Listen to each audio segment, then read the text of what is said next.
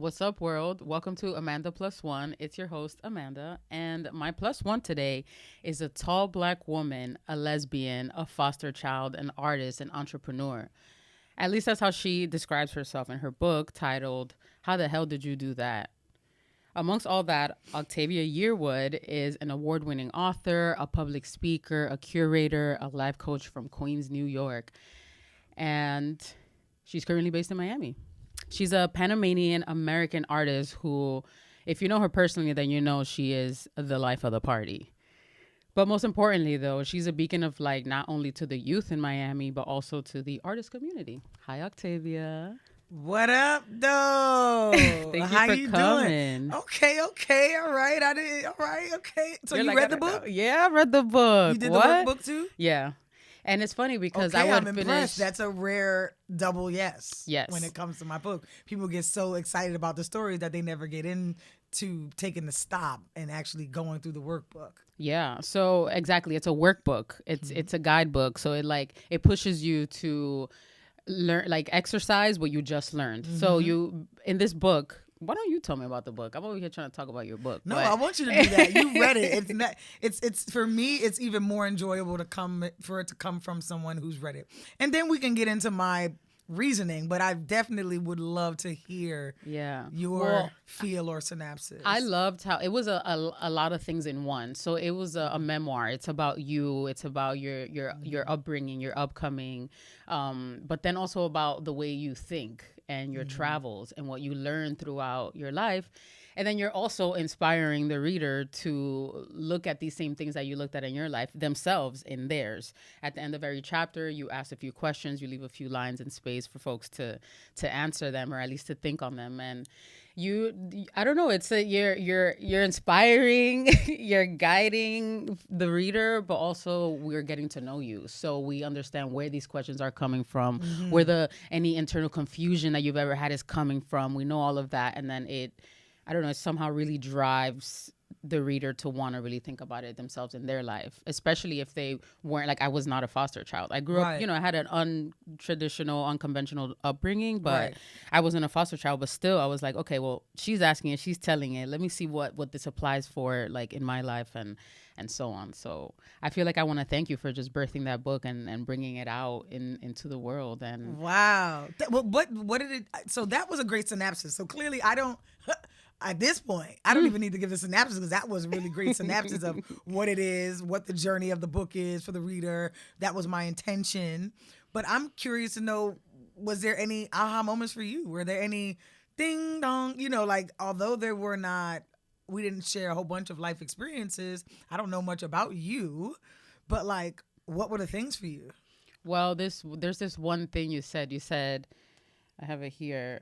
You always know when you're not living up to your full potential, And I read that and I was like, it's true. Because when you say I tried my hardest, it's like, but did you? Because it's okay if you did. Sometimes you really tried hard. Like there's like raw, there's nothing in there left. Right. Like I did everything, I poured it out. And sometimes you don't, And then another thing was the division that you did of, like, there's you and then there's super you.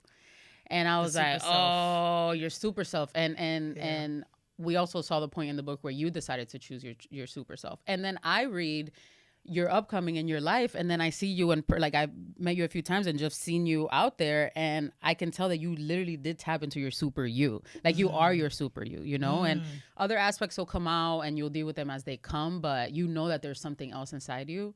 Those were the main two things that stuck with me. First of all, my heart, okay, it's melting because, I wrote that book. I didn't want to write a book.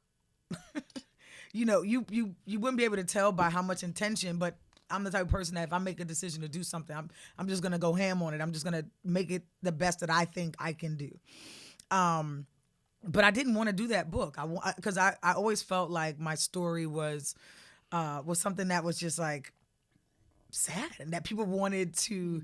People were just so impressed by who I was because of what I went through, not because of, like, who I am, which to me is kind of sort of was like, that was a part of my story. That was what I experienced, but, like, I'm great now because I chose to be, not necessarily in spite of. I don't think, but that's, maybe it was in spite of some aspects. I obviously was intentional about not wanting to be like my mother. And that was a real driving force. And I didn't want to be stereotypical, but like, I guess I did, but I just didn't like it being so highlighted. I didn't like my past being highlighted, but that was because I was running from my past. I was hiding from my past. Like, even when you just read the thing and said, she's a foster child, I'm like, former foster child. I'm not a foster child anymore. You know what I mean? Like, there's so much that I realized I was trying to detach from instead of owning it and allowing it to be a part of the fabric that is myself, and then allowing myself to tell that story to actually help somebody else like who I was. So that book was made because I was like, what would the book look like that I would have wanted when I was younger? Because there's no playbook at life for real. We don't know what to do. And a lot of times parents, you know, being a parent is hard. I've watched it. I'm not a parent, but I understand and I acknowledge the toughness of parenthood. But I just still feel like parents don't teach enough. But this is also why it takes a village to raise a child. So I wanted a book that if a young person in my position when I was younger reads my book, they'll at least have a playbook and they'll be able to know how to pay attention to some of the shit that they need to pay attention to and plant the seed. There's so many seeds that get planted, and if you plant the right ones, them shits grow and they're nice and they actually flourish and things become great. And so I was like, let me be someone who can plant a seed, and whoever reads this book. I saw this video that you went to a school and there was all these students around a table and everyone was taking turns reading and kind of workshopping and guiding. Oh yeah, that was the book workshop that I do with nonprofit organizations and schools. Yeah, I felt that so like it's so deep and it works and from there kids can appreciate to read. They can appreciate, like, I remember when I first started reading early on, I was like reading self-help books and I'm like, oh my God, someone wrote this, or oh shit, I used to think this, oh, like this is in my head, but now I'm reading it on a paper written by somebody that I don't even know, like how. And I started to find that like things in life or ways that I think, or in the ways that I felt really alone, they were actually out there and there was other people experiencing these things. And that's the thing. It's and important that's why this to book know that works. you're not alone. Yeah. 100%. Especially being young. So you're from New York. You're from Queens. Like what it is though. Yep. And you were part of the dancing scene for a while out there. Like how was that point in your life? What year were those? Ooh, first of all, what we're not gonna do is age me on your show. Okay.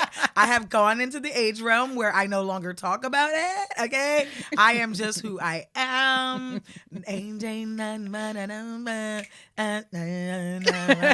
Okay. Okay.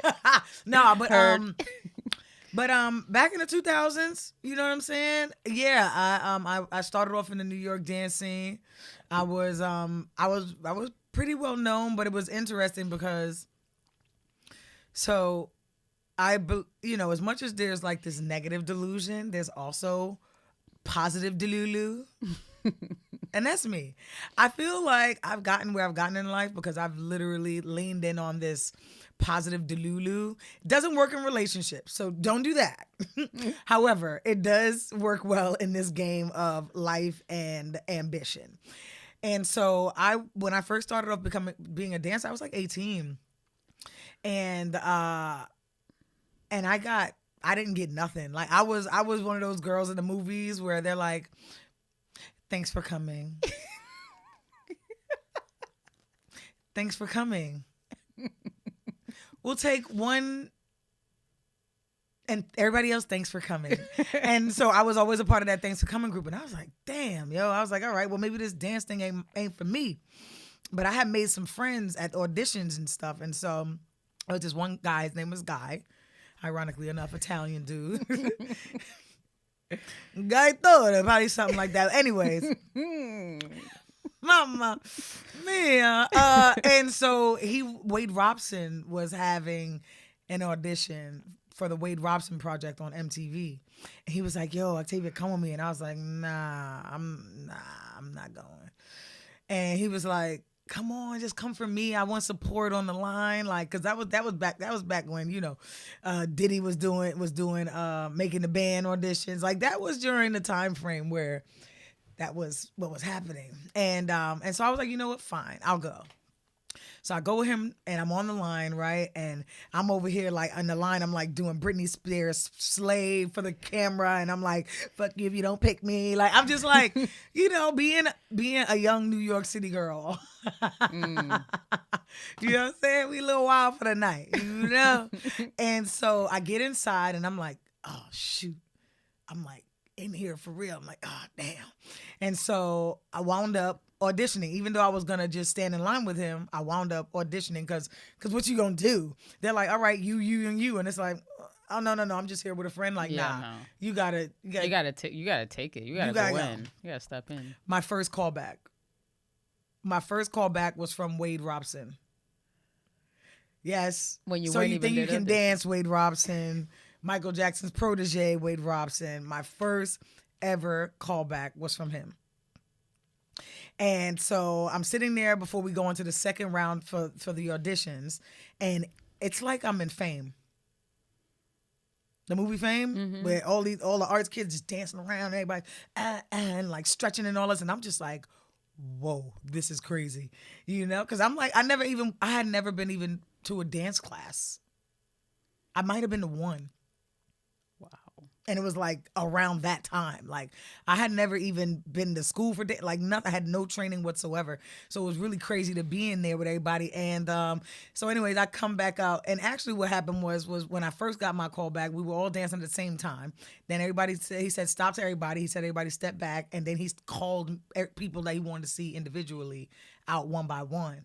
And that's when I came out. And so I came and I danced for him individually, and that's when he called me back. So anyways, I didn't get onto the show, but my friend Guy didn't even get a call back. Yeah, I was about to ask. I'm like, what about the boy? Yeah, like, he was a part of the Thank You for Coming crew that time around. You know, he went on to continue dancing. It's all good, but my positive Delulu, after I made that callback, and it was just a callback, I didn't even get on the show, I was like, I'm not supposed to be a dancer. I'm supposed to be a choreographer. I never auditioned again, and I was a choreographer from that day on.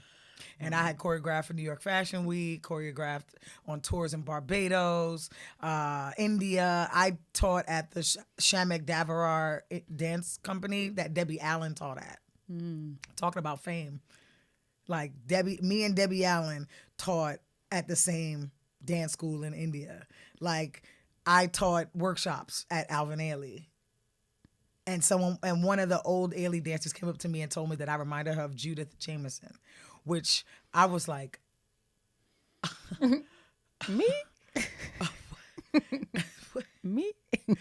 Right. I asked her name. She was like, don't worry about it. Like, I was like, oh my, not you coming through like a, you know, Phantom in the Night. Thief in the Night. You know what I'm saying? But like, so yeah, so that was how it was. And I choreographed for years until I got to Miami now 12 years ago, to which point I started to get more involved in the arts world. When I say get involved, I mean, I was living with artists. I was living with me and Misael Soto were roommates. Philip Karp were roommates.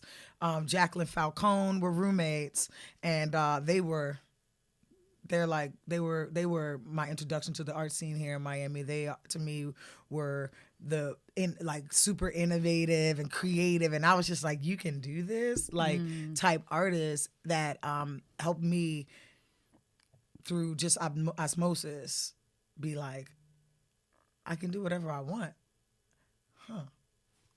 Interesting. But you've always been an artist from what I'm hearing, like with the dancing and the choreography. And poetry when I was younger. And yeah, right. And in your book, you say I would have never gotten through the foster care system and even my childhood or life in general if I hadn't found poetry and dance. Yo, yeah. Dance for sure. Dance is where I healed big time. Poetry was a coping mechanism. I was able to say the things that I couldn't say out my mouth. And also still put it in code in the poetry because I still couldn't really say, you know what I mean?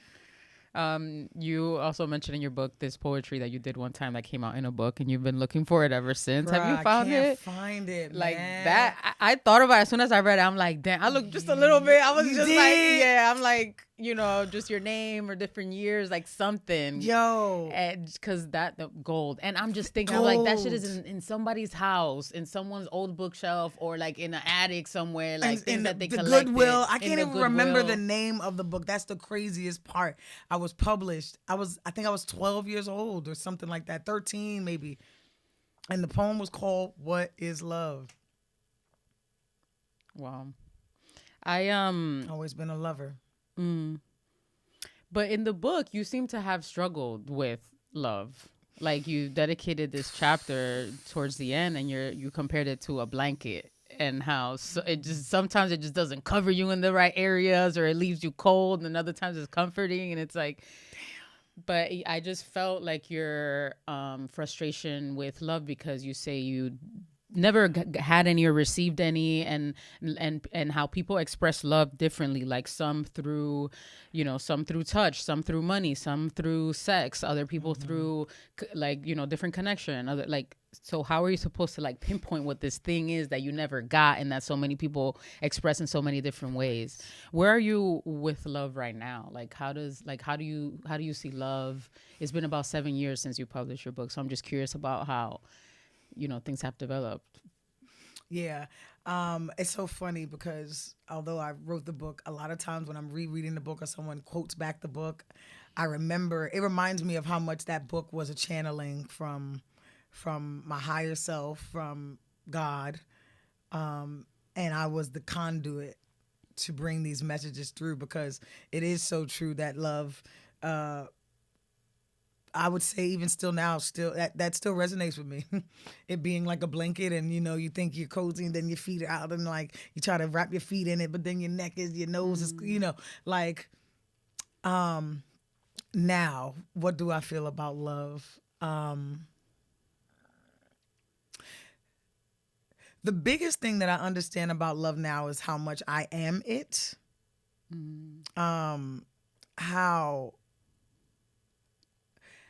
How much is connected to joy, and how much it is connected to the human experience. I think that love is far beyond the romanticism that I was talking about in the book at that time. I see intimacy as love, and intimacy as, again, platonic as much as it is romantic. I think that love is still gonna always be something that wherever you are in life is going to be what it is. It isn't. I can't tell anybody here what it is other than like for you. I can say just what it is for me and where it is right now. And for me, love is freedom. Love is clarity. I don't think I understood how much when love is really existing in your space, how clear and free things are. I think that when you're confused, I think love is absent. And I think that at that time in my life, I was definitely confused. And I also, like, I talk about how I realized that, and I actually don't know if I talked about this in the book. I don't know if I knew this yet, but you can remind me if I said it in the book, about how my rejection from my mom because I hadn't met this girl yet. That made me realize this. Nope. So when I wrote that book, that's how I felt. But when I got further in, I remember I was dating this girl, and we were in this like cycle of situationshipishness, and I was like, damn, like, why am I constantly drawn to people who are rejecting me, or who give a little bit but then step back and give a little bit? And I remember I was walking into Aventura Mall through the Bloomingdale's parking lot to walk through Bloomingdale's, and I stopped in my tracks and I said, that was the way my mother loved me. I am choosing people who reminds me of the way that I felt from my mom, because my mom came in and out. whenever she came through for one time, it was like the best thing in the world. And I held on to that for the longest. And that was what I was doing with these girls. They hang out with me one time. And then now I'm stuck in the textiverse for like months. And then when you want to see me again, you say yes, and I'm jumping to it. And I was like, yo, this is the love language that I'm understanding. And then I got out of that cycle. Like right then I was like, oh, nah, this is not going to work. But I was like, yo, this is powerful. So now love doesn't look like that. But also, I don't know how much romantic love matters in the pie of life. Like, I just feel like it's this much. And like, why do I need to give so much? And why does this part take so much energy? And it bleeds. When it goes bad, it just bleeds into other shit. And then it just takes up more space. And it's just like, so I think now where I'm at with love is companionship. And showing and proving, to be quite honest. I think because of me being so loving and open, I often give so many opportunities and so much grace that I lose myself in the process. So now I'm like, you know what? Ladies, you're going to have to work a little harder for this. Period. I love that. I hate that's true about the romantic love and how it spills on into your life depending on like how that is going. But they say out there like your soulmates isn't your girlfriend, your husband, your wife, it's a friend. It's a neighbor. We have many soulmates, they say, right? Like it's not just one. So you're right. Like if let's say I'm in the point in my life where I have a really good group of friends, and by group of friends I mean like 2 cool good friends or 3. Then that's that. You from New York too? Yeah. That's that New York shit. Yeah. When we say a group of friends, it mean like 2. Exactly. And we've known them since we were 2. Like that means that at that space in time, love, that's what it is for me. It's about like getting to know myself through other people. You know, what is it? Cream of the chrome? Yes, creme de la chrome. Creme de la chrome, where, oh my God, I love this. It's how you work to find your best friends or someone or other people that reflect the best part of you back, like chrome reflects. Yeah, who you choose is based off of how the way you see yourself, the best of your reflection. They're the best of your reflection. You know, and it goes back to that whole birds of a feather type thing, but like it's a little deeper than that because it's not that y'all are the same. It's that you see yourself in them. And you see that's why you know, yeah. I mean, like, I think it's pretty self-explanatory, but yeah. Yeah. Goes back to that vanity. It's like when people start looking like they dogs or they look like they significant other, like, this is all examples of just that. Yeah, you hang out with your friend, people say you start looking alike or you start sounding alike, or right. We kind of absorb each other. So you also mentioned in your book, like growing up, like Ram Dass was one of the Ram Dass teachings were some of the stuff that you looked up to and that you kind of took in. Not growing up, in that time frame. Like I was already an adult at that time. Like I read Be Here Now a year before I wrote the book. Yeah. Oh, okay. Right. Because I mean, imagine a 6-year-old talking about Ram Dass this, Ram Dass that. I'm like, oh. Right. You're right. Be Here Now is one of the most profound, probably the most profound book that I've read outside of A Course in Miracles. A Course in Miracles is also like, I haven't even finished that. A Course in Miracles, I feel like, you know, in the movie Lucy, when her consciousness gets so, she starts using way more part of her, like that brain stuff that she was, and then she just ceased to exist physically on this plane. Like, that's the type of magic that's in the Course in Miracles. Like, I'd be having I did that with Be Here Now too. I had to close the book and take a sec. I was like by a tree. I just said, I'm just gonna stop right here, right now, because you're blowing my mind. Yeah, those books are like next level. Yeah.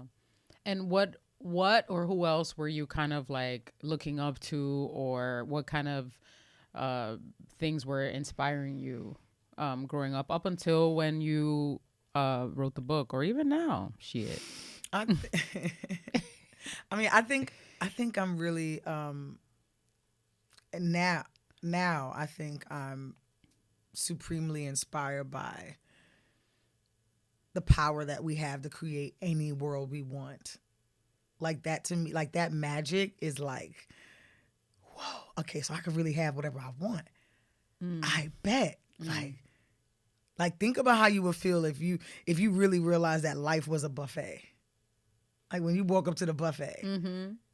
Like you're like, oh, there's sushi here, there's oysters here, oh, there's steak here, there's salmon here. You know what I'm saying? It's like, think about when you be going to that Soho House brunch. You know what I mean? Your plate just got, I love that brunch. And like that, but that's life. Is it safe to say that you approach life in the way that you would approach a buffet? Because when I go to a buffet, I like to get a lay of the land. So I grab my plate. Or I don't grab it and I just walk around. I look at every single thing that's there. I would say I take more from life than I do from the buffet. Because in this example, the buffet is something you put in your body, you get full. You actually have a capacity that you can actually, you can't eat all of it. You know what I'm saying? But in life, you can just take endless bites and never get full, but get inspired more. And just connect with more people and just do more. So like we literally have 50 states in the U.S. People be really just living in one all of their life. You tripping? Why you not living other places? You mentioned that in the book as well. When you get back, right before you went to the States, but then also when you got back, you're like, what am I doing here? In a bigger sense of like, why did I decide to come back to this life? But also like, what is... Right. Depression. But also... Because it's also a lot. Yeah. Just like that buffet analogy, it's also still a lot. It's a lot. Because you look at the buffet, you're like, damn, I'm not going to be able to taste everything. Like, I'm not going to make it to the desserts. I'm not gonna be able to get an omelet. You know, like it can be just overwhelming, and that overwhelm is what sometimes discourages people from exploring life more deeper. But yeah, I don't know. Did I answer your question? Yeah. You did. I like that analogy a lot because when I go to a buffet, I walk around first. Before, what I used to do was take the plate and just go by, oh, potatoes, I don't want the potatoes right now. Oh, okay, well, I'm good. I'm going to get the eggs with the onions, you know, the bacalao right here. Okay, well, I get a little bit of... We know what buffet she was at. Exactly. Somewhere in the Caribbean, somewhere. Right. Some all-inclusive joint. Right. Early in the morning, just woke up trying to make the breakfast. Right. And then I get to the end where my plate is full, and then I look over, and then there's like waffles over there. And I'm like, damn, like, so now I got to go take this to the table, grab another plate because I want that now. I'm not going to wait to finish all of that. And so what I started to do was get a lay of the land, just check it all out, see what's for dessert, see what they cooking back there, you know, if they're making pasta or they're making omelets, and then kind of go forward. So I really love that. And I wonder what everybody out there thinks now that if they were to apply that analogy to life. I hope they would start eating. I hope that they would grab their plate. I hope that they actually would take a lay of the land, because maybe if you take a lay of the land, that's when you really see what's possible. Like, oh shit, they got Belgian waffles with the sugar crystals in them. It's there for you. It's there for you. You know what I'm saying? So I want to read the most known excerpt from your book. Most known? Okay. The popular one. My mother was a crackhead that left my sister and me in a crack house. People do love this crackhead point. Damn, yo. Our grandmother told us when she found us, we were dancing on the table in diapers. And you went from that to being an American Express emerging leader. You got the award for being from the American Express for being an emerging leader, from the American for the Arts. which is one of the leading nonprofit arts organizations. Yeah, it's emerging arts leader. Yeah. Yeah, you got best author in Miami by the Miami New Times. Yeah. You were on the Miami's 40 under 40 Black leaders of today. Mm-hmm. What? You know, that's a jump, and the only person that was there throughout the entire thing was you. Yeah.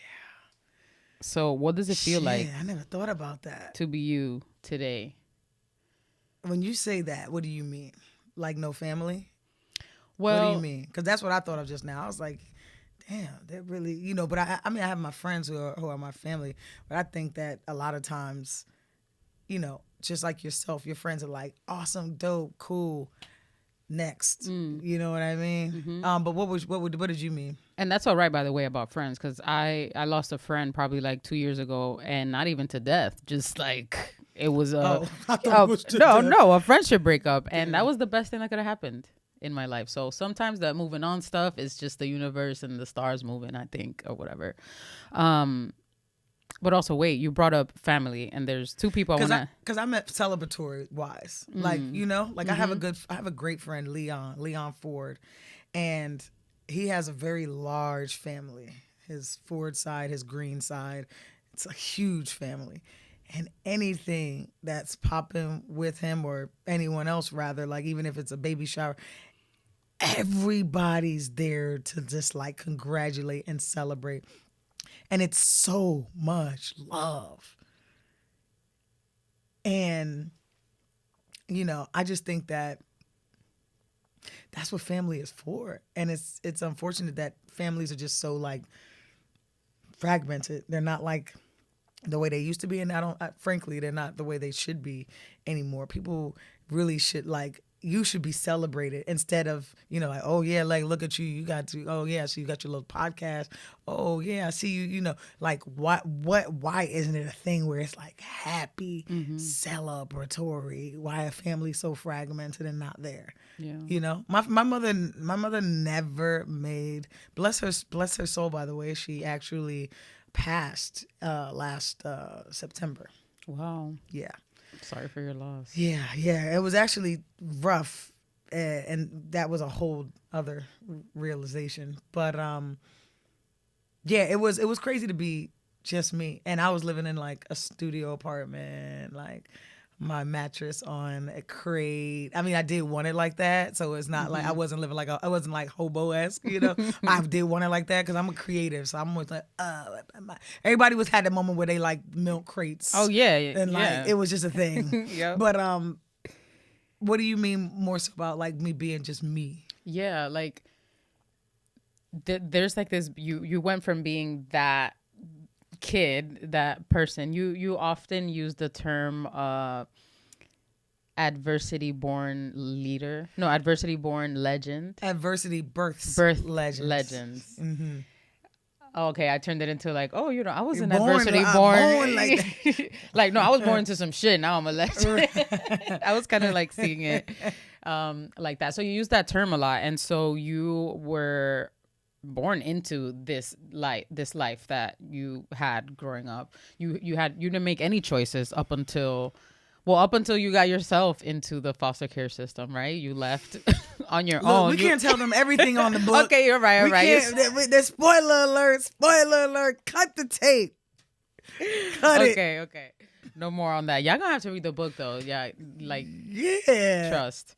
But from then to now, like you like, what does it feel like to, maybe I just need to like figure out a better question, but there was times in your life where you refused to look at things, like you didn't want to be associated with your past, or you don't want your past to be highlighted. That's why you didn't want to like write the book. And there was times where you didn't even want to take photos with your friends, like, you know, or like be photographed or things like that. And now you're tapped into super you, and you know that you can make your life whatever you want it to be.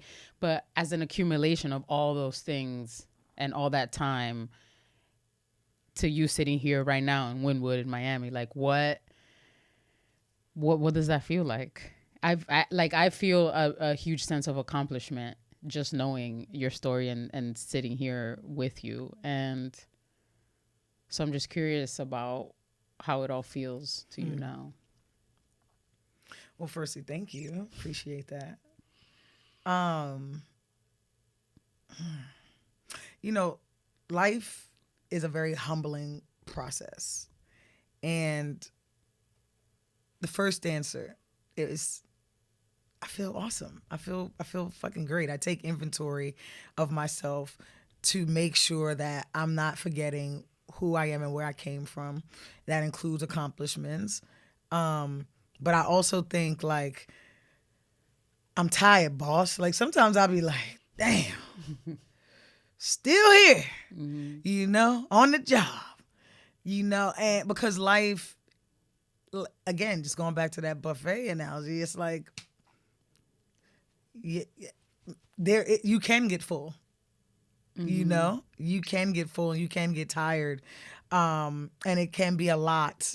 So I think right now, you know, I'm starting my 8th life during this one lifetime. And I really didn't think I was going to start again. And yet again, here I am. But that's also why people become complacent, because this shit is exhausting. It's extremely exhausting to continue to grow, to continue to learn, to continue to put into practice those things you realize need to happen. That is the most exhausting part of this living experience, as much as it's the most beautiful part. Because once you get past that birthing part, because it's a rebirth, you know, things are tender. Things are sensitive. Things are unknown. You go back into this process of studying and learning. Things are hard. But then you get into that, you out of that birthing, you get into that toddler. Now you back into your vibe as that fly teenager again. It's just the process of life is, if you allow it to be, just a continuous rebirth. And so in that rebirth, sometimes the things that you've done don't really matter as much. What matters is where you're going or where you're at. You know? Yeah. So how do I feel now? I feel great. It's just funny because it's just like, you know, you do a resume, you know, like just when you do a resume, they're like, oh yeah, don't start at that year, start at this year. Yeah. That's literally them telling you what I just said. Yep. That shit don't matter no more. What are you doing now? Keep it to what one have page. You done? Keep it to one page. Like, this is the conditioning, you know? And then also, you know, where am I now? Like, life is literally this ebb and flow thing. We've been taught this since we could even imagine. Think about it. You go to pre-K, then you go to kindergarten, right? Kindergarten, you the little itty bitty, you know what I'm saying? You looking up at the 5th grade, it's like, hi, right? And then you get to the 5th grade and you like, what up, Lil? What up, Lil Punk? Yeah, 5th grade, what's up? Then you go to junior high school and boom, here you go again. You're kindergarten again to the 8th graders. You know what I'm saying? Then you get through that and then you build your way up. And then you're an 8th grader. What up, Lil Punk? Then you get to high school. Pump, back knocked down once again. And you look up at the 12th graders. You know what I mean? And so, like, it's the same thing. College, you that dumb, but then you get into the real world. What up, Lil Punk? You know what I'm saying? You make it 30,000 a year, and then you got to be on. It's like, so but then what happens is once people get into that real world, they don't want that moment again. You know what I'm saying? They don't want to be that kindergarten again. They like, I just want to stay at this Lil Punk era. Yeah. But like, what happens is you do that, but there's going to still be people passing you. And it's okay. You don't have to focus on them, but what are you doing? How are you growing? And so that's where I'm at right now in my life. I am.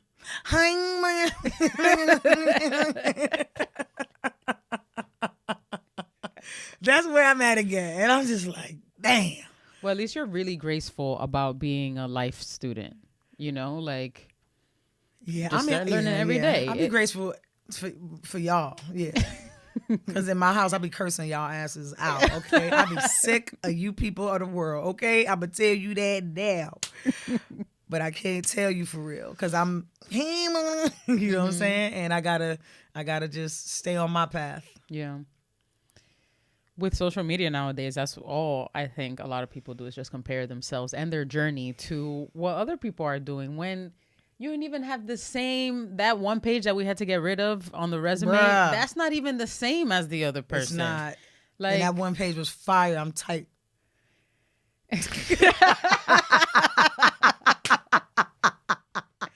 You're like, I gave it up early. You saying I got to throw away that thing when I choreographed them kids for Lil Wayne in 96? You know what I'm saying? Yeah, you're like, I still did that. But you know what it comes to show is that should just matter. And it only does matter to us. Yeah. Because nobody's asking about that anymore. Unless you decide to go back into choreography. They'll be like, oh, so what you done? You're like, oh, so in 96? Nah, it don't matter. They're going to look at you and they'll be like, ma'am. What have you done in the somebody, last? You try to say something about 96, you become officially an old head. Because if you got to go back that far, like, bruh. Nah. So you mentioned family when I, asked you like kind of like how does it feel now? And there's two people I'm curious about just as someone who had read your book, and it's your sister and your relationship with your sister. As you know, we live in a world where relationships are hard and sibling relationships are tense out there for a lot of people. So I'm curious about your relationship with your sister and also this lady named Allison that you mentioned in the book that was a big champion for you and listened to you and really like treated you as a person. And I think she was one of your foster parents' best friends or something. You don't think, you know. Yeah. I just want to not give it up. I don't want to give it up. I think her social security number was 256984262. I was just so happy about all these people like around you that were the Earth good. Angels. Yeah. Allison is still around. We followed you on Facebook. Yeah, that's pretty much the extent of it. She's still very encouraging. She's still very much like, I'm proud of you. You know what I mean? On the interwebs. And my sister, I got to just be honest in saying that we are once again estranged. So no real comment on that. Yeah. I can't even talk about it. Yeah, that's understandable. Yeah. Yeah. Yeah, it's kind of like that deep. Mm-hmm. Yeah, it be like that. Yeah. Losing our mom was very stressful. Yeah. And your grandmother, did she also recently passed away? Oh, no. No, she was gone by the time this book, she passed in 2001. And it's always so crazy whenever I think about my grandmother's passing because I knew she passed before she passed, which I think I talked about in the book. Maybe I didn't, but I knew she passed the day that she passed, when she passed. But I didn't get confirmation of it until a week later when my mom came to my job and told me that her funeral was the next day. That's how connected we were. And sometimes I can't remember what year she died because she feels so close to me energetically ever since. So she doesn't really feel she doesn't feel gone to me. You're still connected. Very much so. Deeply. Wise, yeah. Deeply. And she was born in Panama and lived there and then moved? Yeah. Into Colón. Oh, okay. Wow. And your mother as well? No, my mother was born here. I actually just found from one of them DNA websites that I'm on, Ancestry.com. Okay. That's what it is. I got some hits from Flight Manifest. I learned from that. And so they had the Flight Manifest and I saw it, her handwriting, and I'm just like, oh my God. Because, I know her handwriting, When she left Panama, her first place that she landed was in Miami. Wow. Your mom? My grandmother. Your grandmother? My mother was born in Brooklyn. Okay.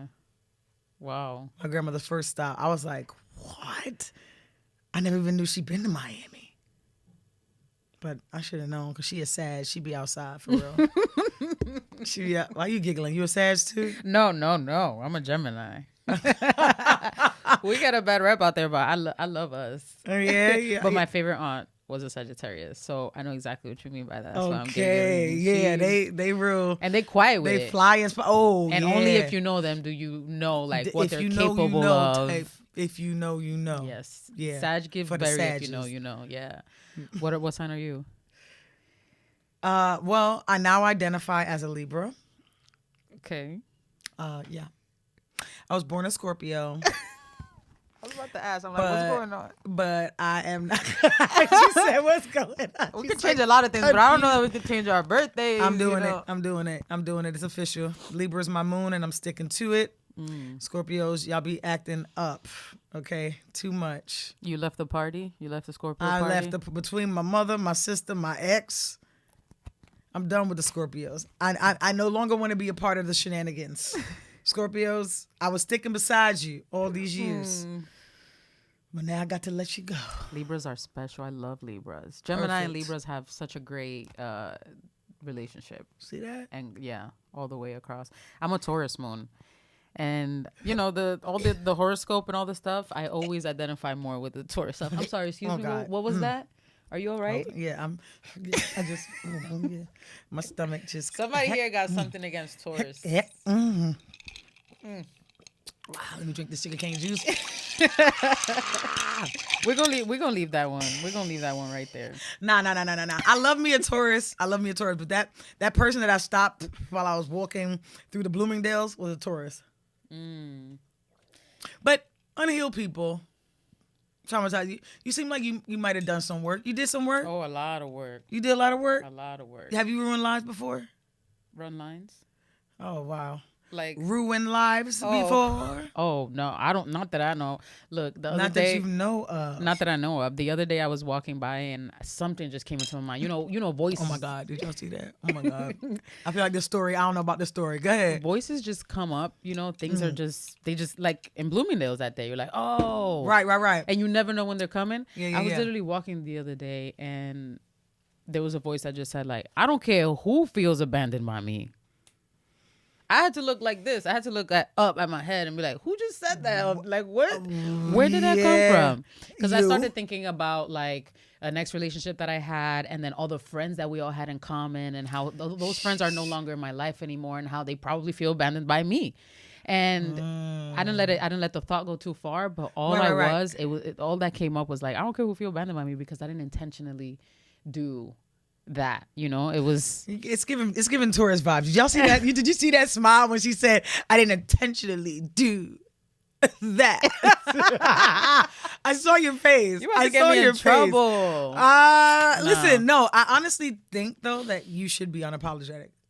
I'm not even gonna hold you. What I've been noticing about life and about people, the more you compromise yourself to please someone else or to please anybody else, is the more it's a detriment to yourself. Clearly that was what needed to happen for you. Mm-hmm. Yeah, and it took a while, you know. I was in a relationship for and relationships are a two-way street. That's true. Yes, it is. So if you matter to them, well then maybe. Is this guy trying to say something to us? Oh, I'm sorry. Thank you. Because that light is just covers his head, so it's like Pumpkinhead, just arms just flying. Like, shout out Abraham here behind the scenes. Shout out A. Helping us out. Number 2. I don't know what that Some means. audio. So you work a lot. You don't work a lot? No. No? Mm-mm. I feel like you've been in Miami like 12 years now, you said, and you helped like getting programmings in school for children. You did some cool voting work with the ACLU a while back. I love that video. Did you like it? I was like, this is why they call her and not Jessica. You know, like whoever that is. This is why they call her and not Sarah, like whoever these people are, random names, you know. You know, you got Cooking for the Culture, which I love. Season 1 was so good. First of all, I have never been interviewed by someone who has been so thorough. So thank you, first of all. Of course. Because I'm loving this. I would never waste my time for sure, but I would never waste someone else's time and be like, come here and like just just talk to me for my I'm thing just saying, here. my episodes You know? were at least an hour each. The whole season was 9 episodes. You done spent 9 hours. You read the book. That's probably another 9 hours. You put in at least 24, 30 hours into doing this, however many hour interview you're about to do. I think that's fire. Yeah, no, for sure. Thank you. Of course, I definitely do my research, but also like, you're a force, yo, and like Miami's tiny, isn't it? Yeah, it is. It has gotten quite small. Yeah. And then yesterday you had an event for B22 fragrance. I think you collaborated with some folks with B22. With B22. Yeah, before our time. Yeah. Yeah, a great Black-owned retail and branding house. So we have a retail store and they have a branding house. So they help brands put together concepts, shoot some videos, photos, etc. And how like H&M or whatever, any of these stores have their own in-house brand. Mm-hmm. So instead of doing like a shirt or whatever, they decided to do a fragrance as their in-house brand. Oh. And they wanted to partner with me to do an event to introduce my people, them, to the brand. And so I was like, all right, let me smell it first. I got to see. They did a collection of 5. I think it's going to be like 22 like fragrances in the line. They first released 1 through 5. And I love them. So I was like, hell yeah, let's do this. So I created some concepts, which was the videos that you saw. I love those. They shot it and edited it and did all the posts, pre and post. And yeah. So I really think it was dope. Y'all should check it out for real. Then you had the Girls Lunchbox, which is a social club for queer women to just get together and hang out, like this a membership. Girls Lunchbox, yeah. This Girls Lunchbox. And the Queerchella concept with Soho House, and you often host like their Juneteenth parties, and you did my orientation when I became a member there. Oh, That's where I first tell met me you. that. That's where I first met you. So that aspect of the orientation was my concept that I created the first year I was recruited to be on the committee for Soho House. And didn't get implemented till I think 3 years later or something like that. I was like, I just really feel like the members need something unique to get to know each other before they get into being in the space. And like letting them know like, yo, you can do more than just be a member here. And so every orientation I made sure I let people know you can create programming and you can run it through this house and connect with folks and really build something, like do that. The Juneteenth event, they came to me and was like, hey, we're thinking about, doing an award ceremony. And I was like, no. Black people don't want to go sit down at some awards. You know what Black people like to do? We like to have a barbecue. We like to drink. We like to eat. And we like to party. Hey. You know what I'm saying? So they were like, okay, what do you think? I said, and also like, so I basically told them like,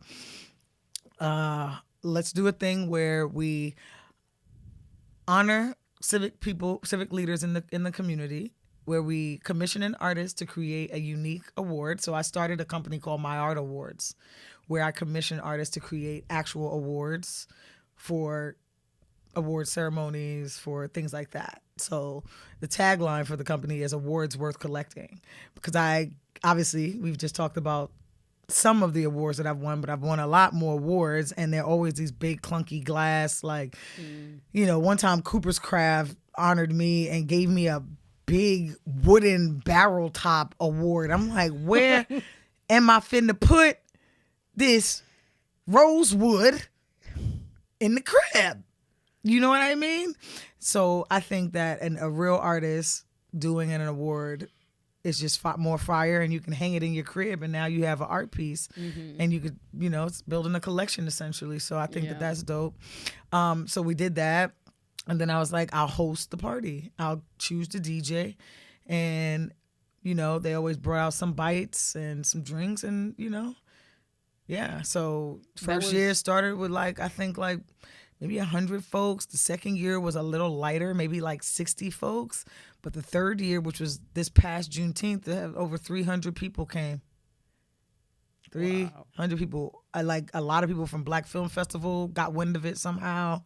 and pulled up to, and it was just a fire party. The energy is crazy. You were there? Oh, no. I just caught it after. Oh, you saw the videos. Yeah. FOMO. Yeah, exactly. So I was like, dang, cuz I could have been there at the beach bar with my drink. Could have been there. Two-stepping, you know? Yeah. Oh, hey. Yo, you gotta remember to tell the winner of the awards that you got, that you dance usually when they get their award. Oh, yeah, I dance with all of them. Yeah, we've awarded Valencia Gunder, Jemani Anamdi, Deja Carrington, Rosie. Why am I having a blank moment? Diaspora Vibe, Cultural Arts Incubator. I'm sorry, Rosie. I don't know why I'm blanking right now. It's coming. Man. Mario Bailey, Michael John Green, also known as MJ Green. Sue Ann, forgetting her last name as well. This is not going well for me. No, this is great. Armin Henderson, CC Battle, Janae Taylor.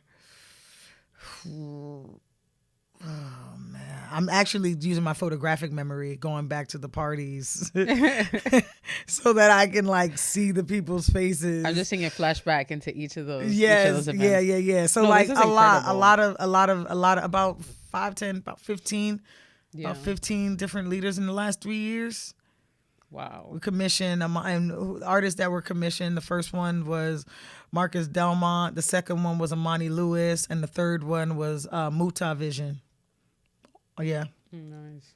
Well, that's why I say you work a lot, because I just named at least 5 or 6 projects that you had going on. And this is just the stuff that I found, you know, like that's it. You got to watch the Transform next. My docuseries on Black trans women. You got to peep that one. It's on Apple TV. Yeah, it's 2 words, right? Trans and then form. What else do you have going on right now? Like, what are some projects that you're working on that you can share and talk about, or something you're excited about? Only thing I'm gonna share right now is because like my age, I'm waiting a lot longer to share what's actually popping in my world. But I did, myself and Amani Lewis collaborated on an art and public places project for here in Miami, for the Grove Central project. So we were commissioned for that. Wow, congrats. Yeah, my first art and public places project, yeah. And how is that going to be different from Libations, which was, I think, your first art exhibition? Yeah, it's my first. Well, actually, not my first. No. Okay. It's a performance art piece, but it was the first one that I did for Basel. Okay. And that was commissioned for Basel. So this one is called Say Cheese. And it is going to be in the underbelly of the bus station. Is going to be images of people from Miami, people that you know in Miami. I'm not going to say who's in it as of yet, but people that we know in Miami looking down and smiling. So when you're at the bus stop and you look up, you see people looking down at you smiling. So that. Say Cheese, and then some works by Amani Lewis. And Amani Lewis is, well, the whole project has Amani's style within it, along the bus station. And are they like photographs, or are they like photographs of people, or are they like illustrations, or photographs? Renderings, photographs. Okay. Photographs, but it's like, you know, if you know Amani, do you know Amani's work at all? No, I don't think so. Yeah, the name sounds so familiar. So yeah. So it's in their style. Okay. But they were photographs, and then they get a little razzle zazzle on them. Mm-hmm. A little razzle. I can't wait to see them. Yeah, I can't wait either. And then season 2 of Cooking for the Culture. So Cooking for the Culture, y'all, is a cooking show that Octavia started. It was mid last year, I think, and beginning January of last year. We dropped it, yeah. And you bring a guest, very much like this. You bring a guest, but they're in a kitchen, cutting up, whipping up, cooking up. Yo, you so cute. She done remixed everything I said like a grandmother this whole interview. Adversity born legends. You're whipping it up and cooking it down, and the girls' lunch box. Look, listen, this is so Black culture, okay? Because if there's one thing, all right, a person of color's gonna do, It's remix. It's remix, whatever it is, including your name. Okay? But she got that right today. So but yeah. Cooking for the culture. I wanted to, last year I was really in search of finding like my joy and like finding my creativity again and like just doing what I love. And also I want to be on TV. So I also wanted to take a stab at what that felt like, what that could look like. So I just teamed up with a friend, Brandon. He's an amazing video work artist and photographer. And he wants to build a film house. So I was like, yo, let's start with this. And he was like, word, let's do it. And so that's what we did. And that's what you see in the first season. 2 friends collaborating to make something, to build both of their brands. And congratulations to Brandon. He just had a baby boy, Aries. Oh, wow. Yeah. So we're actually, I got to give him grace and time. He's a new dad. He's working. He's taking care of his family. And also the show would need some funding for it to be something that he can like, you know, take more time away from his family to do it, since it doesn't have that right now. Mm-hmm. You know, we'll be dropping soon, but I have to, soon come. That's, I mean, like, listen, like, y'all gonna be all right. Yeah, y'all gonna get what y'all gonna get when y'all get it. You gonna get it, and you ain't even seen the show yet. I'm looking at you. Yeah, I'm talking to you. You ain't even see the first season yet. Go ahead and get that first season under your belt. Then you ask me about. And then ask me about too. Okay, see what I'm saying? Oh, see, I could do that, but y'all can't. Period. So speaking of cooking for the culture, you're a foodie. You like I love food that tastes good. See these stars, girl. You looking at my shoe. Oh yeah. Look at this star, girl. Why she look at my shoe, y'all? Trying to get that thigh wiggle. Gotta get that thigh wiggle. And you're also very honest about the food that you have at the places that you have them and whether they're good or not. If they're a little low on salt. I got to be honest. Yeah, which matters. So I have some food questions for you. Okay. That I'm just, curious about. Okay. So what were you eating growing up? Like, what was grandma cooking up? Like, you were coming home from school. What was in the kitchen? What was on the stove? Man, this is a good question. I've been a very particular eater.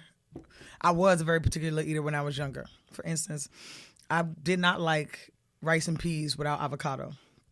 If avocado wasn't in my rice, if I couldn't cut avocado into my rice and eat it, I wouldn't eat it. So my grandmother had a hard time with me. But yeah, what was she cooking? She would make, my grandma's Caribbean. She made tripe, which I actually did like. In the soup, right? Like the mondongo. Yeah, exactly. She also made an amazing mofongo. Not mofongo, no, I'm lying. Sancocho. Sancocho. Oh, yeah. I still have yet to taste. Actually, I've tasted one place that has made it as good as my grandmother's, and it was that Puerto Rican place that was in New York City. I can't remember what the name of it, but it was like the first Puerto Rican like high-end restaurant. Not Floridita. I think Floridita was probably Dominican anyway. Nah. Puerto Rican. El Malecón? No. Was it that one? Well, not El Malecón, but Malecón. Dang, I'm gonna have to look it up. Yeah, it'll come back. But either way, I haven't found a sancocho that tastes as good as hers either. She used to make coconut rice with coconut milk that she used to shave the I actually have less memories of the food my grandmother was cooking at the house, and I have more memories of me helping to prep the food. Like I remember prepping her make pig feet. She used to make pickled pig feet. I loved that when I was younger. I'm older now. You ain't gonna catch pig feet in my mouth. But she used to make pickled pig feet that was so damn good.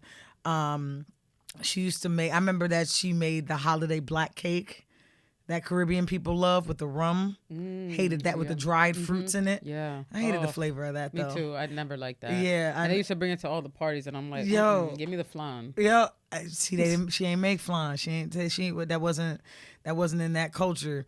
But when I tasted flan, I was like, damn, give me the flan. It was good. Yeah, and the tres leches too. Yeah. And the arroz con dulce, which is like rice with like sweet, like rice in it. pudding. Yeah, exactly. Yeah, Rice pudding. I never had any of that until I got older. But yeah. So I just remember prepping. One of the things that I would say that I really loved to eat, like she would make breakfast, and she would make tea with milk and sugar and pilot crackers. Wow. Do you Like to remember dip that? in there? Yes. Oh, the round ones. She used right? to crack it. No, they were square or something, or like they were like long. I feel like. Okay. I don't think they were circle. Maybe they were. Maybe my child memories messed up. But she used to crack that in it, and then Ooh. and then her making like bacon and eggs with runny eggs, and like putting the bacon in the egg yolk. Mm. It's just really simple things that I remember growing up, you know. But yeah, my grandmother. But what she used to make that I used to hate was macaroni and cheese with peppers in it. Oh no. Yes. Green girl. peppers? Yes. All the damn bell peppers. Caribbean people love somebody's damn bell peppers. Mm-hmm. Please keep them peppers out my food. That's how the majority of people out there feel about the ground beef with the raisins in it. Or what like ground beef with first of all, what like the pastelitos, the empanadas, it'll be like ground beef and they'll have raisins in it. And a lot of people are like, please take it out my food. I've learned to love it, but that's how people feel about raisins in ground beef. It's probably how you feel about them peppers and that mac and cheese. See at least the ground beef and the raisins make more sense. Yeah, because the sweetness, sweet and savory, that makes more sense to me. With that mac and cheese, I could barely taste the cheese because all I was tasting the pepper. Ugh. Yeah, no, I don't like it. I love us, like Latino culture. We grow up with a more of a expanded palate because of all the stuff. Like you were eating pickled pig feet at that time, you know, like the coconut rice and like with real coconut. She was like shaving it, squeezing. Like it was like I literally. Like I have a visual memory of me sitting on the floor, her sitting in her chair, and like doing it in like the living room right next to the kitchen. Like that's always been a bonding thing. That's why cooking and food is a real bonding thing for me. And when I have with my partner, like I just love. That's like a big love language for me. That is your love language. Yeah, big time. Because you love cooking for your friends and your significant other or your guests. Like, come over, sit down, like have some of this. But I need to see what you think about this food. I don't gotta hear it. Let me see it. Right. Yeah. No, I gotta hear it too. One of the craziest foods that I really liked. I also grew up with my grandmother for a long time, and she was diabetic, so she was going blind a bit, but somehow she would still be at the stove just cooking for me, so that there's at least white rice on the stove when I got home from school. Oh, so you walk in and you always smell white rice. So smelling white rice, does that do something to you? No. Does it bring you back anywhere? Not so much, no, because it's still like it's heavy in my diet. I love me some white rice. But the craziest thing I used to do was take that rice, because that's all she was able to cook. So all I had was that white rice. Oh. And I couldn't even fry an egg at this time. It was like she would make me the white rice. I would fill up all her syringes with the insulin so that when I was gone, she can like poke herself. That's crazy. It was like this. We had this thing going like for each other. It was so cute. Wow. So I would come home. I would put ketchup on top of the rice, and then I'll put slices of Kraft Singles cheese on top. Throw the dish in the microwave, hit start, and then the cheese would just smell on top of it. And then I'll just take the fork, cut in, and you see the ketchup in there. Oh, that was... What? I still have yet to try it as an adult. I have been wanting to remake that just to see. But I would eat that like 3-4 times a week. And what would be the other times? McDonald's. She give me $5 right in the palm of my hand. Go ahead, go and get it's your not Happy even Meal. Like this. Yeah, you know how grandmas give money. They put it in the palm of your hand. She'll be like, "Ting ting, ve pa Madonna." And I'll get my my God, Madonna. My Madonna. You worked at McDonald's, wasn't that one of your first jobs? Listen, you tell them that it's all right. I'm just saying because that's what you first learned Spanish. At this point, we need to go to have a bite after we get out of here, just so I can get to know you. At this point, because you know my whole damn life now. I'm going to the 1-800-LUCKY. They have a Lunar New Year like food situation. So I'm going to that after this. But we meeting people there? Or are you inviting me? Do you want to come? She said, No, I wasn't inviting No, you. it's I was not. just saying Well, that I don't was know. It's going. it's a ticketed thing, and I don't even know if you could buy like same day. But if they could, you should totally come. I'm gonna go home and meet my boyfriend, and then we're gonna go. It's ticketed? Ticketed. It's like basically you can hit up all the stalls inside. Star posted this actually. I feel like, is it Filipino food? Yeah. See, I've it's been happening a couple of times. This is not the first time this has happened. This is the first time I heard of it, and basically you get to visit all the stalls, and you just pay this one price. I think it's like $65. But if you put code STAR, you get $5 off. I'm done. It's true. I hit my girl up for a coupon discount, like girl. So yeah, that's what I do. But we could do that. So anyway, that was the craziest food that I ever kind of ate when I was younger. Like, that is crazy. People would hear it now and be like, "Girl, wait." Yeah, I'm still like, what? But a kid palate is the most resilient palate, or it's the most weak palate. It's like one or the other. And that stomach, it must have been made of iron when we was younger, because we was eating everything. Yeah, and you see, I feel like that cheese with the cabbage rice, that's like some stuff that boys be doing. Boys be always eating some wild stuff, yo. They will mix up anything and they don't care. And I'm just like, why? Look, going to the same place. Now boys are wild. Yo, boys, he laughing over because he know. He like, but it is. He's like, I just ate some taquitos with some cup noodles. No, I'm kidding. Yeah, that's what I'm saying. What food did you really dislike before that you love right now?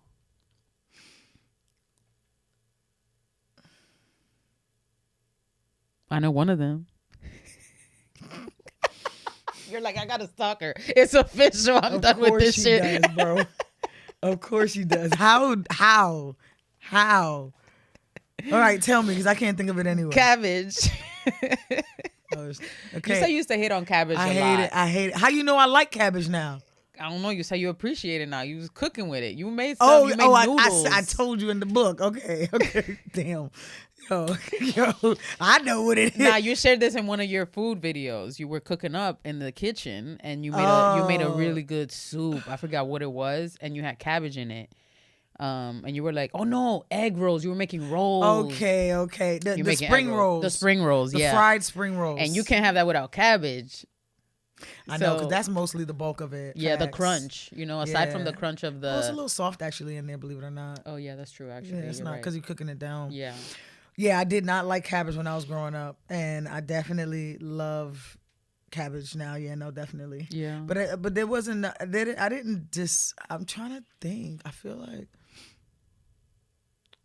like random stuff. Like I used to hate McDonald's sweet and sour sauce. Like now I like it. They probably changed it though. Like I don't know. It's random. Well, what stuff. did you love before that you don't love now, aside from those pickled pig feet? I never loved anything back then, like as far as food is concerned. Mm-hmm. Oh, I mean, little like the kid shit that we used to eat. Like I remember, I used to bust down Hot Pockets. Oh yeah, Hot Pockets was that thing. Mm-hmm. I tasted a Hot Pocket sometime in my 20s, and I spit it out. I couldn't even finish the bite. Mm. I said, how the hell did I even eat this? It is the most disgusting thing on the planet. Mm-hmm. Somehow I started even tasting like the little, there's like, let's not. It has a texture that ain't right. That thing been frozen forever, so. It's bad. Yeah. Now, granted, they probably changed the recipe because that's the thing too. They've changed the recipe of all the things that we used to love to make it cheaper and shittier. Yeah. So that's More also chemicals. probably why. But yeah. What's your favorite cuisine? Japanese. Mm. Japanese, hands down. Sushi, omakase. It's my shit. All right, you about to go get sushi in Miami. Where are you going? I'm going to the Miami market to see my phone is in the other place. Yeah, I'm going. Actually, it's the only sushi spot in the Miami market. Oh, okay. And it's omakase. So, yeah, that's where I'm going. Okay. I'm going to Uchi. Unless somebody puts me on to something else. Uchi. I heard about Uchi, but I don't know if I believe about Uchi. But, maybe. You got to taste it to believe it. You can't just not believe, sis. Because the name Uchi is just like, Wally. Uchi wally wally. Hey. Uchi bang bang. Uchi wally wally. Really, really, really. touch my butt. Every time I go there, I'm like, Uchi wale wale, for sure. But it's worth it. Look, they fly in, they're fish. I keep hearing about Uchi. I will try it. I will try it one day. Please. They have happy hour every day from 5 to 6:30. Is the food on the happy hour still good? It is. It's good. Quality is good. You don't get all the sushis, but you get the stuff in there is great. And they fly in their fish from Japan twice a week, every Tuesday and Thursday. So you will catch me there on Tuesday or Wednesday or Thursday or Friday. And I get that fresh fish. It's so good. All right. It's so good. All right. I'm going to try it just for you. And I'm going to go happy hour because I'm going to do the happy hour because... Either go happy hour or eat something before you go because it's a lot. It's costly, but also it's a little bit of food. Because, it's like omakase. You get those little bites, so you might not be full. Listen, I can't... What you mean? To get full there, you got to order a lot, is my experience. Omakase generally, like, you get like... Well, yeah, I guess when you get into the 10 or 12, that's when you start getting full. Exactly. So there it's... But they have other stuff, too. Like, they have pork belly, they got like a nice sea bass in there. It's lit. You'll see. You'll remember me. You'll be like, All right. I'm going to try. All right. You're making plans for a date. Where you taking her? I don't know. It depends. You're like, I don't know, fuck that. Okay. Yeah, exactly. I'm in my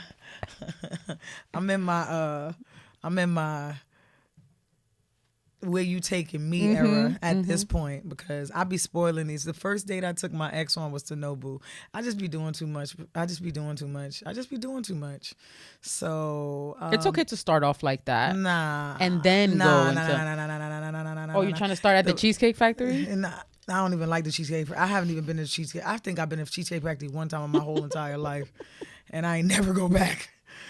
I was like, yeah, no. And I think I was a teenager. Anyways, no. You letting them take the reign. I gotta allow myself to be spoiled too. And I gotta allow myself to let a woman really prove to me that she deserves my time and energy. So, yeah, I don't know. She gotta take me somewhere. I'm not planning the first date. Okay, answer is nowhere. Got it. All right, you got friends in from out of town. Maybe we going to a happy hour.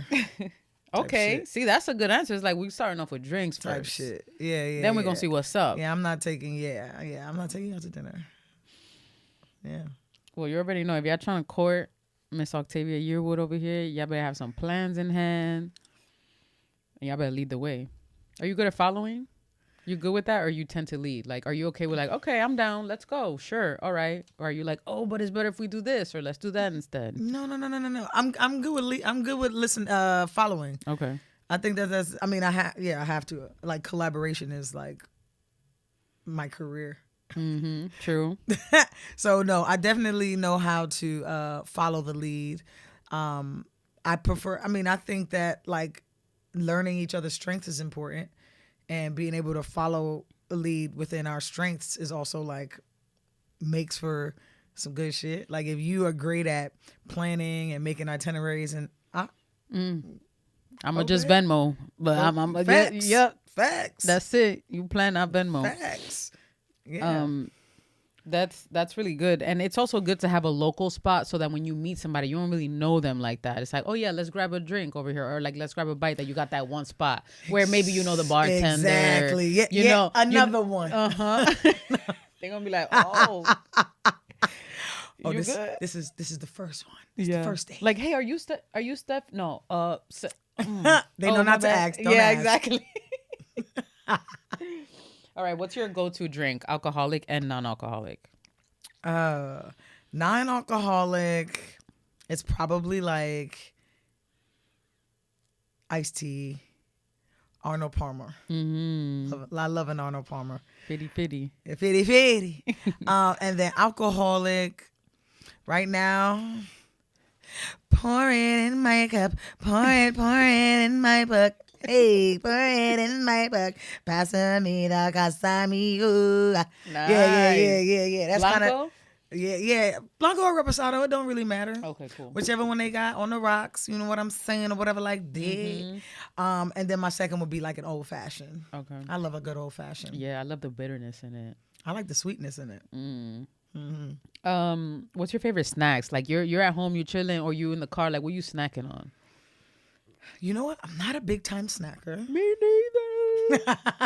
I'm not a big time snacker, to be quite honest. But if I do snack, I do like popcorn. You know, popcorn is great. Seaweed snacks are great too. That would kind of probably be like my only two snacking teams. Okay, yeah. I don't like to snack. I'd rather just sit down and have a full meal. You know, like I'm not like. I'm a meal type of girl too. What is the trashiest food that you like? Trashiest. Yeah, like like you eating that, or like this is probably not good for you, but I love it. Like Yeah. It's just trash that we shouldn't be eating it. Yeah. Probably fast food. Which chain? I be liking them Doritos, Locos, Nachos, Doritos, Tacos. Yo, why is that name so long? I felt like I was just talking for 5 minutes and saying that shit. Doritos, Locos, Tacos, Doritos. Yeah, I might have repeated. Yeah, that Where one. are those at? Taco Bell. Oh yeah, okay, that's It's what like I thought. it's the Dorito shell. I have yet to try it. Tacos with, look at you. Booty on fire. It sounds like the booty on fire. Yo. All right. What's your favorite kitchen tool? Because you cook a lot. You know, you're in the kitchen. Damn. My favorite? Oh, I'm like a gadget girl in the kitchen. Like, I'm literally that girl that I got everything. I need a spatula. I need the tongs. I need the frother. I need the crock pot. I need the air fryer. I need the mixer. I need the blender. I need the whisks. Okay. I need the temperature gauge. I need all the things.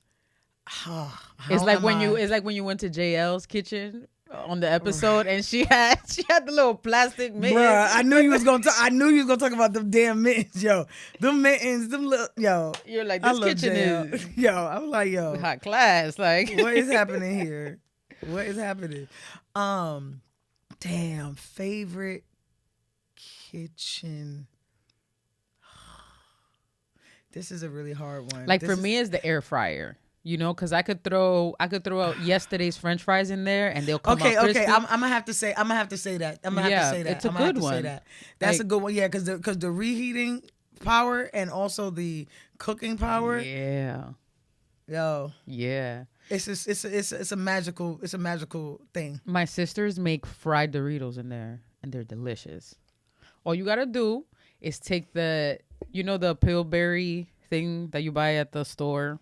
The Pillsbury's thing, you open it up, you take a Oreo cookie, put it in there, wrap it up, and then put it in the air fryer. It comes out, smelling. Oh, so a fried Oreo. I was gonna let you finish, but I was like, Doritos are already fried. Oh my God, I said Doritos? Yes. Oh I was like, how are they making fried Doritos? But I was like, you know what? Let me mind my business and listen. maybe she know about something I don't know about. No, yeah, fried Oreos. Okay, sorry, they make fried Oreos in there, so they wrap up the Oreo in that, like the croissant one. Do they do it in the croissant one? In the croissant one. Yeah, because I don't feel like it would be good in the biscuit. Yeah, I don't think so either, and it'll like puff up. It won't be as good, and then it comes out and they put the confetti whatever sugar on it. Confection and sugar, the powder sugar. Ooh. She said the confetti sugar. Like I'm trying. I'm trying to connect with my brain, but I'm so in this chair right now that like I'm not even thinking about anything else. What is that? Is it that comfortable? The chair is that comfortable? No, I'm just present. Oh. I'm just so present that I'm not even looking for the words. They just coming out. I like that. What's your comfort food? Like you having a tough day, shit's hard, you haven't eaten, like what, and you got everything that you need, like what are you eating or ordering out? You don't have to make it. You know what? I don't think I have a comfort food, but maybe some lemon pepper Wingstop wings. What kind of dipping sauce? They're homemade ranch every day, all day. I don't know what else to say. Okay, that's gonna be my order next time.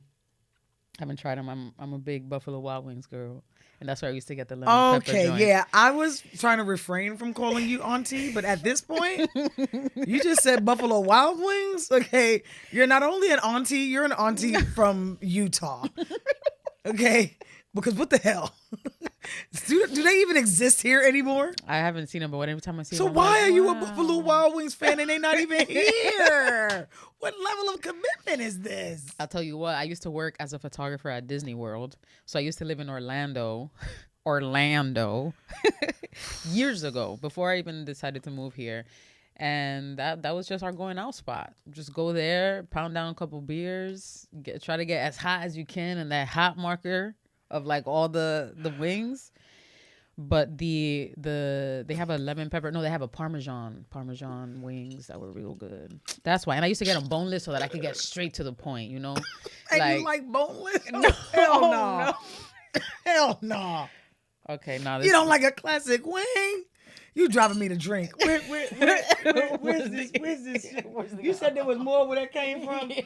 You pour it in my cup. Pour it in my cup. All right. What would be your last meal? Oh, God, the sugarcane juice is so good. That sugarcane juice is so good. I need you to know you made my day, girl. So I always bring a bevy oh my God. for my episodes. And so... What you brought for your last person? Mimosas. Oh, see, that's some bullshit. Champagne and orange juice. And my first one is sober, so that was a mocktail. And I'm taking a break from drinking, so we're having some sugarcane. And you put me onto this. So you're taking a break from drinking? Why? Yeah. Why not? That's not that answer. I know, right? I was trying to be cool. You cannot be cool, Buffalo Wild Wings lady. Oh man, it's dead. It's done for me now. It's done for you now. And they boneless. Forget about it. So there's no benefits to drinking alcohol other than like obviously like having a great time. I've been drinking for a long time, like 20-ish years, and I spent a lot of money on alcohol because, you know, in Miami, one drink is $25. How times have changed. Yeah. And then I was drinking every day, and it wasn't like getting trash blackout every day. It was just like I realized I started taking tallies of my drinks, and every day I was drinking. It was like one day was 2, then 6, next day 8, next day 2, next day 3, 4. And I was like, damn, every day. So it's easy to drink every day for me, especially because I love to like pair wine with food. And if I'm cooking, I'm gonna open up a bottle of wine and like, you know, happy hours. I love a little cocktail before dinner starts. And then, you know, with the appetizers, the second cocktail. And then the food's here. So now we got to get the wine. And then it's dessert time. So I'm a dessert wine girl. So I'm getting my Sancerre, my Dechem, you know what I'm saying? And so easily I could drink 6 drinks every day.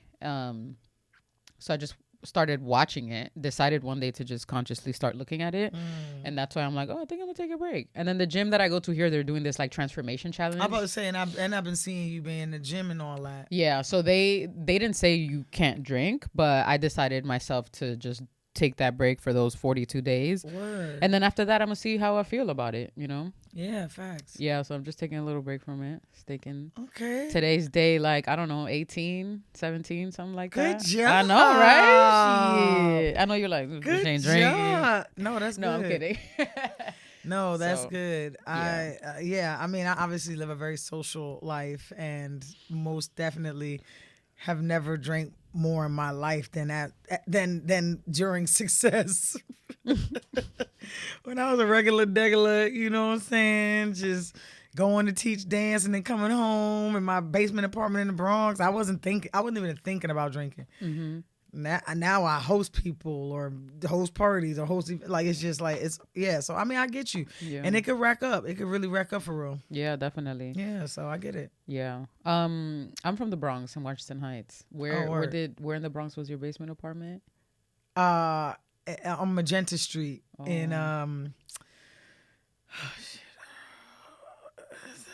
trying to visually see it again because I'm is it like West by Fordham or like Park Train. Chester? Oh, the 2 train. Okay. 2 train. Maybe by Jackson. No. I never rode the 2 train into the BX Yeah, too because much. see, a lot of the most thorough, because I wasn't where the thorough BXs were that, because y'all take the 4 and the 5. No, low key, I was scared of that 2 train. Yeah, we take the 4, the 5, the 6, and the D. Yeah, but no. White Plains Road. There we okay. go. Yeah, Okay, yeah. came back. Woo. White Plains Road. Okay. Yeah, White Plains Road. That's where I was at. I was over there. All right, what? We had houses over there where I was at. I know. Okay, yeah. we didn't have buildings. And a big old cemetery back and there, a park. I think. Wow. I'm just saying. She's shooting fire shots at me. I think that's happening. Wait, this question. What was the last meal you cooked? I know you were like hotel living for the last the last couple of weeks. So I think and it's still, my cooking has still been kind of sad. The last thing I did, so I've been becoming more conscientious, getting back to being on my shit. The last thing I made was, wait, as I say this, I made a chopped cheese wrap with a low carb wrap. Wow, chopped cheese wrap. What was the wrap? A low carb tortilla. Wow. And I had some, that them bruised looking tomatoes, the ones that look red, tomato or whatever the hell it's called. Yeah, I chopped up some of that, chopped up some avocado, some spinach. Yeah. That sounds good. Yeah, that was the last thing. That was the last meal I made for myself. And what would be your last meal? Let's say you're like, all right, I'm about to leave this world. Got very much dark. Honestly, dark because we're not gonna be able to eat no more, or dark because it's gonna death. Because of death. I feel like it would be, and it would listen. Don't fuck up my last meal, all right? That's just one thing I need to not happen. Do not mess up my last meal. I need it to be a perfectly cooked, medium rare ribeye steak, bone in, and an amazingly charbroiled lobster. Silky miso mashed potatoes. And I want some sauteed spinach and garlic on the side. Wow. Everything perfectly seasoned, please. Season your food. And what can we get you to drink, ma'am? Sugarcane juice. A gallon. Yeah, cheers to that. A gallon. Give me a big old sushi boat, and that's it. I'm happy. Life was good. A sushi boat? Yeah, just a big old sushi boat with fresh fish on it, and then I'm out. A sushi boat sounds nice. Is it going to be a lobster cocktail on there too? Or is it just going to be all sushi, like nigiri, sashimi? Sashimi, yeah, but the rice got to be in there, Yeah, so a little bit of both, yeah. Okay. They could throw some lobster in there if they want, but I'll just take the sushi. Yeah, they don't really be putting lobster on top of the sushi like that for real. Last question. Do you feel like you have found your purpose? Yeah. I love that. Oh, yeah, for sure. Thank you for being here. Today was so much fun. I'm glad you enjoyed. I got a sugar high from the sugarcane juice. You never know if people, if people gonna like what you like. And I feel like too, I think the more you live, the less you talk. And I feel like, I'm like, damn, like, how do I use these words for real to like really express this thing that's so ethereal and so magical and so unknown, but also so intuitive as life is and as the journey is. It's kind of hard now. It feels harder as I learn more. So, but thank you. I'm glad you had a good time. Yes. Yeah. Well, be here. You can find Octavia on Instagram, OctaviaYearwood.com. If you want to get the book, it's on Amazon too. No. I took it off of Amazon. Oh, you took it on? Yeah, because they started selling they started trying to resell my book for like $800, $1,000. Jesus. Yeah, they started. So I took it all the way off Amazon. It's only available on my website. It's currently actually sold out. I'm running a reprint now. But the ebook is there. Cool. And subscribe to Cooking for the Culture on YouTube. Yep. And on Instagram. Yeah, and on Instagram. And you can find Octavia around Miami showing everybody a good old time. Thank you. You're welcome. Thank y'all. Thank y'all. Thank y'all. Make sure y'all like and subscribe on the YouTube. I'm really trying to build that up big time. And make sure you just give yourself a chance and enjoy this journey. Word. Oh, this is a thing here? No, just now. She just made it up. I like it.